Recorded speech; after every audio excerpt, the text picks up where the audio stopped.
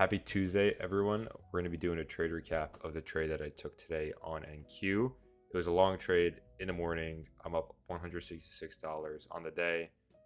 If we just go to Top Step really quick, you can see this, week 2, monthly P&L.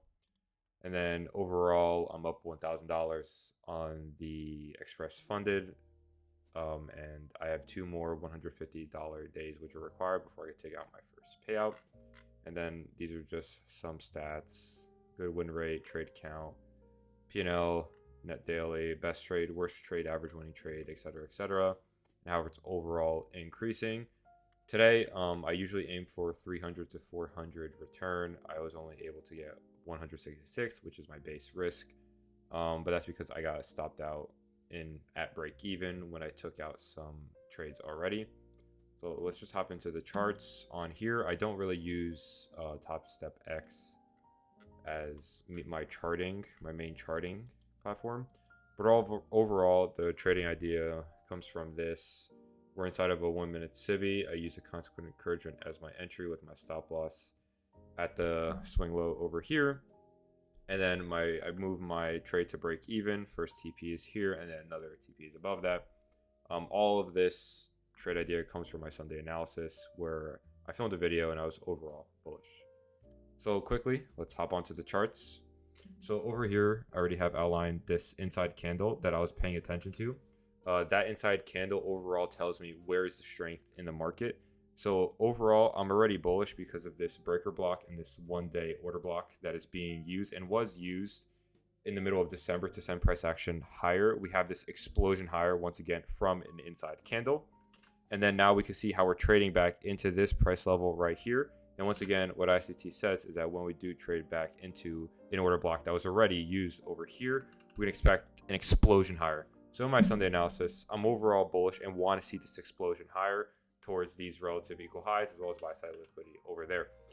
So coming into today, this is the trading day. On Monday, we had this inside candle, an explosion higher away from it. We had this explosion, and we had relative equal lows. We have this new week opening gap in here. The price actually didn't even want to come into that, which overall shows me how we are extremely bullish. So coming into today, we open right here, and we have this swing high right here that I'm paying attention to. So now coming down into the 4-hour, we have this 4-hour order block that is used right here perfectly to send price action higher. We can see how the London candle makes the low a day, and the most explosive part of the day is the 6 a.m. as well as the 10 a.m. So I'm really focusing on finding a trade in these two candles. We could overall see how there's relative equal lows here. London once again takes those out, and then how the open of the London candle is used in the AM silver bullet to send price action higher once again. Something to note is that there is a large pool of discount over here, or relative lows, or liquidity that can be swept. But overall, I want to stay bullish and send price action higher towards this 1-day civvy. So yeah, overall coming into this, I can see how the London candle can form the low a day, and it most likely will. The only thing that I was skeptical about were the relative lows residing over here, which has a pool of liquidity. And in my model, before the 10 o'clock, I want to see if that liquidity can be touched prior to the rally higher. I did trade outside of my rules in an area that I'm not as comfortable in, where the 9:30 prior to 10 rallies up and takes out my drawn liquidity for the day. Now, what is my drawn liquidity? So this gray box over here is a very large, I believe, new day opening gap. It's new week opening gap, very large new week opening gap that I've been paying attention to, and I draw this out in time. We can see how price action is fluctuating and how it's been treating this area prior to January and during January. Very important area. This is known as the new week opening gap, which is a close from Friday and the open from Sunday. We can see how price action then, where there's a large pool of, this is known as resistance in retail, but there's a large pool of liquidity over here, and how there's accumulation and redistribution up here, and how this area right here is surged higher with the London low. We can see how we trade close above the new week opening gap, and now we're trading back into the consequent encouragement. That's a very common ICT concept, where we trade close above and then we rally lower into the 0.5. Overall, if you are bullish, you want to see price action stay in the 0.25 of the new week opening gap. of a fair value gap, whatever it may be, of a wick, because that overall shows strength. So overall, we had a very deep retracement. And then we also have these relative lows that formed here, and you can see how Asia's taking that out right now. So overall bullish, these are relative lows. This is London high from December 29th. And then we have Asia high from December 29th as well that I will be using as my draw. And once again, the relative highs. Why did I use this swing high? Well, obviously it's a very important long-term swing high that I've been paying attention to, as well as this one-day volume bounce that I'm also paying attention to. Why? Because it overlaps with a swing high and it's unfilled because of the swing high. It's not efficiently delivered. Now, what is something that is efficiently delivered? Something that's efficiently delivered is this example right here, where we have a strong buy candle or a bullish candle and then a strong bearish candle through it. We don't really want to see wicks. That's not something that I see efficiently delivered, such as this one. And then once again, overall, I'm expecting the end of the week. This is no farm payroll week. Usually before no farm payroll, you want to see Monday, Tuesday, Wednesday, probably lower, and then Thursday, Friday, rally higher. That's what I expect. But overall, now because of this price action and this large move higher, I want to see price action rally up into here prior or during no farm payroll. So now that's my ideology coming into the 4 hour. My idea is that AM silver bullet should rally higher into these relative highs, which is Asia relative highs, and this long-term swing high, also relative highs with this volume and bounce. And we see how we do that with the 6 a.m. and then 10 a.m. The 10 a.m. opens here, a tiny little wick lower until where? This right here, which is, in my eyes, the Asia candle open. We tap into the wick of that, and then we rally higher from there. And then PM silver bullet had a very strong, or PM session had a really strong pullback into the low or near the low of the 10 a.m. 4 hour candle. So yeah, now coming into the 1 hour time frame, we see much better that we have, once again, I'm going to go over relative equal highs, and relative equal highs. We're generating buy-side liquidity so then the New York session can take it out. So we rally into this 1 hour BISI. This is not a really good 1 hour BISI. Why do I say that? We usually want to see BISIs break or close above an order block or break market structure like this one over here. It barely closes above this. But once again, I really like seeing that, how we have this strong explosion through an area or through a swing high or through a breaker block or through the bodies of the candles. But this one, once again, is inside. So sometimes it's better just to use this order block over here. And we protract that out in time, and we see how we're respecting the mean threshold of it. Once again, the midpoint of an order block is known as a mean threshold, while the midpoint of a fair value gap is known as the consequent encouragement. So we can see how if we use the Asia and we protract it lower with the standard deviations, we can see how the low day comes just near the -1 standard deviation of Asia. The London session from 2 to 5 does create a 1 hour inversion fair value gap. So I'm going to protract that out in time, and I expect that to become a 1 hour inversion fair value gap, which it does. And then we send price action higher. Once again, relative highs here, relative highs here, I'm overall paying attention to. And I'll really quickly bring you guys to my daily prediction. And you can see once again what I'm expecting. This is at 8:42 New York Central Time. 1 hour inversion fair value up, and I want to see price action attack these relative highs. And overall, we can see how we just absolutely destroy that. And of course, we reach my Sunday analysis targets. So now with this idea with a positive 1 hour confluence, which is the 1 hour version for value up, as well as the volume balance inside of this Asia session, I can find a trade inside of here as well as inside of here. But since the AM silver bullet opened way up in here, I want to see if I can find a trade in this area. Why this area? Because it's an area of interest. I don't really want to see price action rally all the way lower to relative lows. I mean, it can, but the 930 is already showing strength, and I want to see that continued strength, and I want to follow that higher. So now hopping down into the 15-minute, this is also a really nice confluence over here. So once again, something that's really important to note is the relative lows that are formed at London low. Overall price action can come down into those relative lows later in the day, and I did say in my daily prediction that price action, I would prefer price action to come down into these levels prior to the rally higher, but price action did not do that. Instead, we just had a strong rally higher with a very strong opening range, and and then we just exploded higher with the AM silver bullet coming into lunch, and then we had that strong reversal during the PM session. Once again, you could see the relative equal highs over here. This is an obvious drawn liquidity. There's no reason you shouldn't be aiming for these levels. We have this very nice 15-minute BISI. A very nice move would get an entry somewhere down here, whatever your entry model is, and then riding up into these relative highs. Once again, a higher risk entry for me personally, and something that I'm not super comfortable in. Why do I say that? Because this 15-minute BISI can be invalidated, and we can just run through that and attack these relative lows from London, which is why I put the rule in place where I want to see that session liquidity taken prior to my entry. Either way, I did go through my rules a little bit, paid off in the end. I will be trading tomorrow as well, which is also against my rules, but I will be lowering risk, trying to add some more quantity, but also maintain that quality in my trading. So we have that 15-minute BISI. Now, this 15-minute BISI, instantly, I'm looking for trades there. We're extremely bullish. There's no reason to be bearish. We have the confluence of the 1 hour volume imbalance, and I want to see price action show extreme sensitivity in this area. And we can see how with the wicks, we are doing exactly that.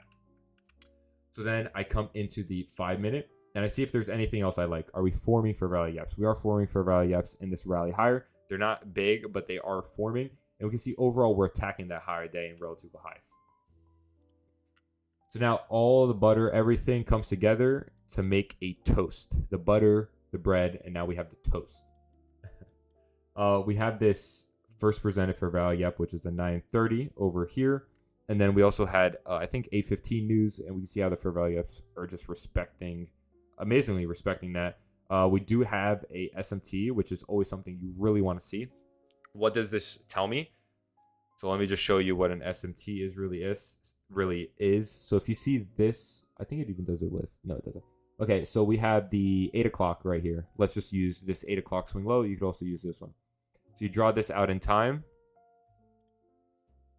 And now we go over here to this one. And you can see overall there's a distinct parallel opposite correlation between ES and NQ when they're highly correlated indexes. NQ is notoriously known to be stronger than ES.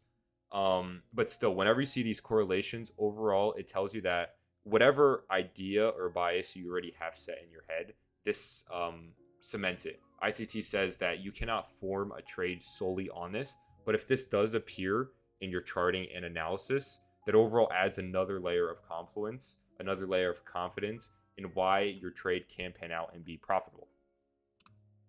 So we have this right here. And then now coming into this, once again, the 930, I don't want to see the 930 rally prior to the AM silver bullet and just take out all the liquidity. Because then what am I aiming for?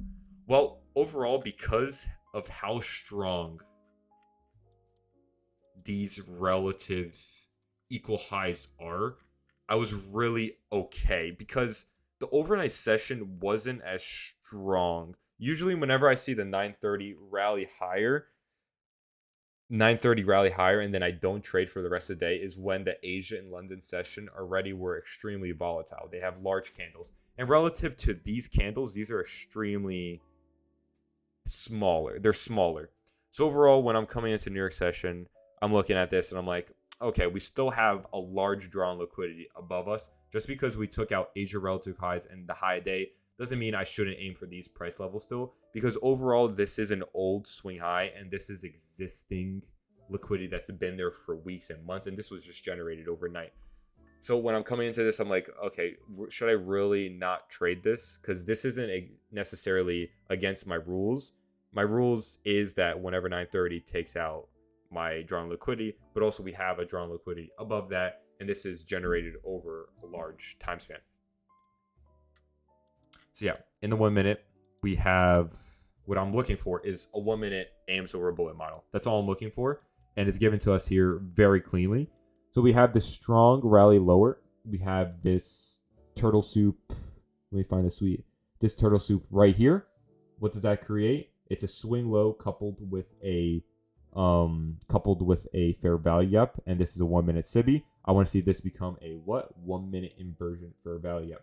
1 minute inversion fair value gap is a fair value gap that inverses its nature. So let's say we have a 1 minute SIBI. We expect price action to rally lower from there. But because it's a 1 minute inversion fair value up, I want to see a close above the SIBI, which we do here. And then I want to see us respect it almost as if a BISI. Now, why is that the case? Because we efficiently deliver buy side. So a SIBI is a sell side imbalance and a buy side inefficiency. So what does that mean? We have a sell side imbalance, which is strong, very strong rally lower. And then a buy side inefficiency basically means that this candle right here is inefficient to buyers. Buyers were not met here. There is an inefficiency between sellers and buyers. So to efficiently deliver that, because the market is naturally looking for ways to balance itself, we can expect price action to rally into this price level. And that's overall what ICT is trying to tell us, that SIBIs are going to be efficiently delivered through buy side, and then BISIs are going to be efficiently delivered through some sell side rally. So we have this right here. So it's efficiently delivered. But now I could use this as an entry model, which is known as the inversion fair value, where I want to see price action use either the high, the consequent encouragement, or the low. So this coupled with my other model, and all of this inside of a very higher time frame 15-minute BISI, as well as the 930, how we don't even tap into it here. We don't even tap into it here. And then on the opening range gap, which is something I also use, which is basically the gap from the close, from the previous regular trading hours close to the regular trading hours open. We have this very prolific rally higher in the respect of the 0.5. Once again, inside candle, this becomes an order block, and then how we use that order block overall to send price action higher. So overall, all of these are confluences. All of these are things that are telling me, okay, it is okay to be bullish in this position, and I should be long. So now my entry, my specific entry. So we have this turtle soup coupled with a 1 minute SIBI. I see how this closes above. This becomes a 1 minute inversion fair value gap. We have OTE right here, which is basically a fib to the swing low, swing high. And with this, the OTE is, in my eyes, how I perceive it. It's the area that has where price tends to rally into the most statistically. Price tends to rally into a discount at the 0.62 and 0.69 and 0.72 level. And then it also tends to do that inversely, where it rallies up into the 0.62 and 0.79 level. Almost not perfectly, but it's statistically an average, and it's pretty accurate, I would say. In ICT, I'm not extremely fluent in the definition. I just understand that it works and I use it. So we have this extreme rally lower into the OTE. And now I don't really want to see an extreme rally lower like we do here. But because of this, now I'm looking, all right, are we going to create a swing low here? And can I find an entry aiming for the relative highs? That's simply all I'm looking for. So once again, we have this 2 candle swing low. This is relative lows, and we can see how price action sweeps down into that. We can see how then we create this. We rally higher, close below, and then rally lower. Now, when I saw this, I wanted to see price action just take out the swing low, but we didn't. We closed higher. Once again, where did we close higher? Above the 0.25 of this 1 minute inversion fair value. So when we do that, I find my entry a little bit, I believe, inside of here, a little bit higher inside of this 1 minute inversion fair value up. Yes, this could also be used as a 1 minute inversion fair value up, which is closed above. And then you can see how we use that to send price action higher. And then how we overall use this right here to send price action higher, and we just lift off from there. So with that entry there, I have my stop loss once again below the 0.79 level, which is at this swing low. You could also have it at this swing low. I move my stop loss to break even over here. You can see it in the video that I posted on my shorts. I move my stop loss to break even, so I'm protected. I have no risk on the trade. My first TP is here. Why is my first TP here? Because this is the last swing high prior to the relative highs. So obviously I'm going to take a TP there because there was something that occurred there where we had a strong rally lower with the algo. So that's an area of interest, a swing high that I should really be paying attention to. And it's also the high a day. And then also the relative highs that I marked out earlier. That's also my second TP. And then once again, my stop loss is just here at break even. And then my ultimate TP, which I sadly was not able to hit because of this very strong candle lower. Why was there such a prominent candle at 1038? Well, at 1040, China announced how it would stall the import of it told everyone and importers to stop, certain companies to stop the halt of NVIDIA chips, of H200 chips, which Nvidia recently began to sold to China, which is a major controversy in the finance world, because should China be allowed to have these chips to create their own AIs? Even though Nvidia has created a model that is way superior in the US, and how the US wants to keep it solely to the US and not for it to be sold to other companies. It could be a national security, but also is good for the US markets, and since it is reaching a larger audience, more demand, etc. But anyways, I got stopped right here with this very prominent 1038 candle when Ping, I forgot his name, when he announced that he would halt the import, or told certain companies to halt the import of Nvidia chips. And then once again, when I was in here, I was potentially looking for a re-entry, but I'm already up 160 on the day. I risk 150 on a day, so I'm happy to take a little bit more than profit. And then if I were to enter, I would enter inside of here easily with my stop loss once again here. This is obviously a stop rate. Stop rate is just literally a large candle out of the blue into an area of interest, which is these relative lows that I was talking about earlier. Also into a 15-minute BISI. Also into a 1 hour volume imbalance from Asia session. Random, I know. And then we just send price action higher from here, and then we do eventually hit my target at 11:45, which is unfortunate that I missed, but overall I'm content that I was on side with the market. And that was my trade recap coming into today. I love doing these type of videos because it's also a sort of journal experience for me, where I could journal myself. I could document my journey. I did have this YouTube channel prior, a year ago, and I did document my journey. And sometimes I already privated all the videos, but sometimes I do go back, I'll look at my videos, and you could just see the transformation in mindset, in methodology, in entries, and stop loss, and trade management, psychology, from a year ago today, to not funded to funded, to close to not payout to close to payout.